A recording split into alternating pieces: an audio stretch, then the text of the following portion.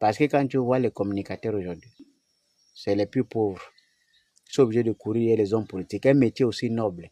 Pourquoi? Parce qu'ils ont verrouillé l'argent pour rendre les gens, les hommes de presse, comme des mendiants.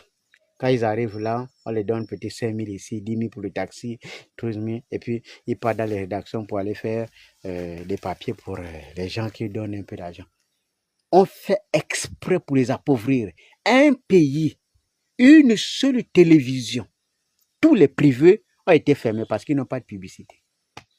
Parce qu'on ne veut pas que les gens puissent avoir des salaires pour se mouvoir. C'est ça, le Gabon.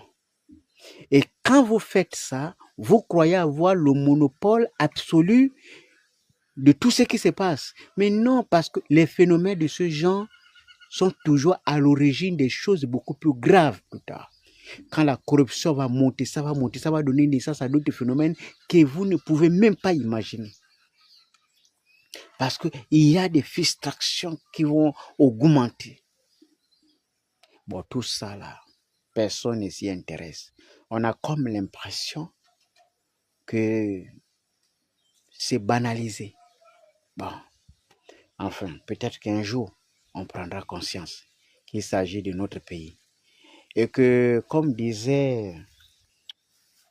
un proverbe de chez nous, lorsqu'une dent est pourrie, c'est toute la bouche qui sent. Croyez-moi, même quand vous voyagez là, même si on vous salue avec respect en Afrique de l'Ouest, n'oubliez pas, on vous considère toujours comme Gabonais.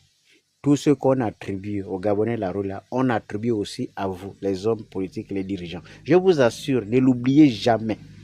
On ne peut pas considérer les populations comme étant médiocres et vous, on vous considère comme excellent. Jamais on fait simple semblant parce que c'est auprès de vous qu'on peut prendre quelque chose. Mais sinon, en réalité, les mêmes qualificatifs qu'on donne aux populations là, on attribue ça à tous les Gabonais. Croyez-moi. C'est pour ça que la sagesse dit quand une dent est pourrie, c'est toute la bouche qui sent. Ne l'oubliez pas.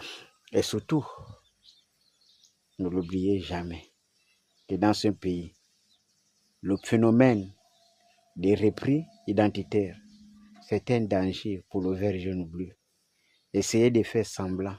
Même si on vous nomme tout le village dans un ministère, même si on nomme l'Ectini Selema dans un département, n'oubliez pas que ce pays a une cinquantaine d'Ectini. Ne l'oubliez jamais parce que ça va finir toujours par créer un problème. Que ceux qui ont de la sagesse essayent d'écouter, mais ceux qui ne veulent pas écouter, on dit suivant. Un enfant qui n'écoute pas. Voyez-vous, vous savez, le Gabon, c'est le seul pays, à moi, j'aime toujours ça, c'est le seul pays, à ma connaissance, hein, où quelqu'un va à l'école pour devenir professeur et il se met dans la tête qu'il va devenir riche grâce à son métier, grâce à la discipline qu'il a choisie. Je vous rappelle que quelqu'un qui veut devenir riche ne choisit pas de tel domaine, ne vient pas à la fonction publique quand il veut devenir riche. C'est le seul pays où les simples fonctionnaires deviennent des hommes d'affaires redoutables. Ce n'est pas moi qui ai dit. Si vous voulez, vous allez trouver ça dans une des chansons de Tina. Ah, la dame du hip-hop, la version bleue là. Moi, j'aime très bien son texte là. Je suis devenu folle. Moi, j'ai toujours l'habitude d'écouter ça. Mais je pense qu'elle a résumé dans cette chanson absolument l'atmosphère du vert jaune bleu aujourd'hui. Quelqu'un, il est professeur. Il commence par donner les notes moyennant de l'argent. Je n'accuse pas, hein, c'est des réalités. N'importe qui peut témoigner moyennant de l'argent. Ensuite, il commence là. Une fois qu'il a les responsabilités comme chef d'établissement, il vend des places. 100 000, 150 000 à l'inscription. Ça s'est passé hier, ça se passe aujourd'hui, là, au moment où je vous parle. Ça se passe dans les lycées et collèges. Si vous menez les enquêtes, vous allez découvrir. Les gens payent pour avoir une place. Dans un établissement public, on appelle ça du vol. C'est des professeurs, simples professeurs. Et c'est pareil dans le circuit de l'enseignement. Quand tu vas dans une discipline comme la justice, tu vas trouver les magistrats. Quand tu vois un magistrat gabonais, tu as comme l'impression que c'est Dangote. Belle maison, c'est du vol. Ils volent. Quelqu'un vient se plaindre parce qu'un employeur a fait quelque chose, lui il appelle l'employeur pour dire à l'employeur, j'ai un dossier lourd sur toi. Tu vas avoir des problèmes. L'employeur vient, il dépose la mallette 20 millions et puis c'est toi qui es oublié. Les dossiers comme ça sont pleins là-bas. Les gens qui ont prêté serment.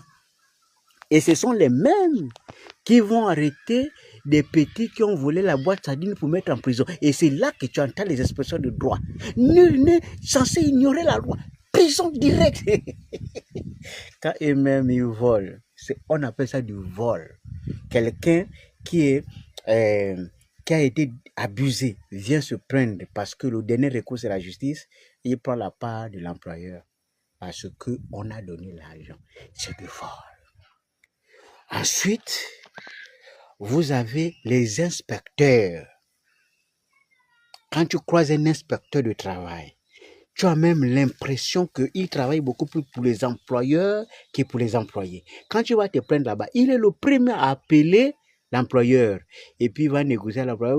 On vous dit souvent, il faut venir vous renseigner auprès des spécialistes du travail. Vous êtes dans vos sociétés. Maintenant, quand vous avez des problèmes, vous allez venir. Il faut venir traiter ça, machin, parce qu'il veut de l'argent. Moi-même, j'ai été victime. Je sais de quoi je parle. C'est des corrompus à un niveau très élevé. Tout le monde le sait, même le bon Dieu est au courant, même le démon sait qu'au Gabon, les inspecteurs, ils volent de l'argent. C'est du vol. Tu prends les militaires, sauf les GR, machin, armés de l'air et terre. Policiers et militaires, bon pardon, ne venez pas m'arrêter. Je vais seulement... Voilà, c'est simple. Mais le raquetage, c'est du vol.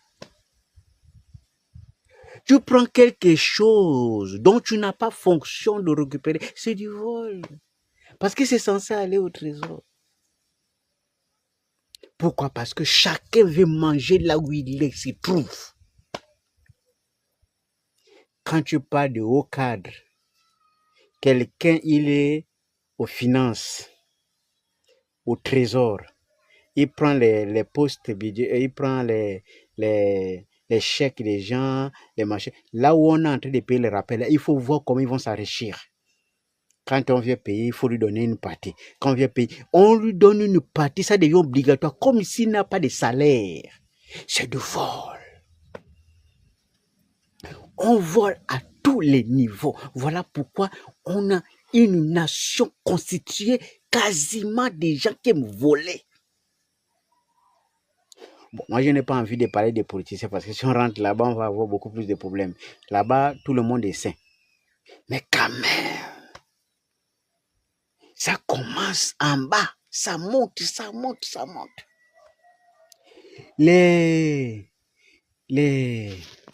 Les agents de recouvrement, là, des mairies autres. Mais quand les gars, ils ne font absolument rien. Ils partent là-bas, ils ne surveillent rien.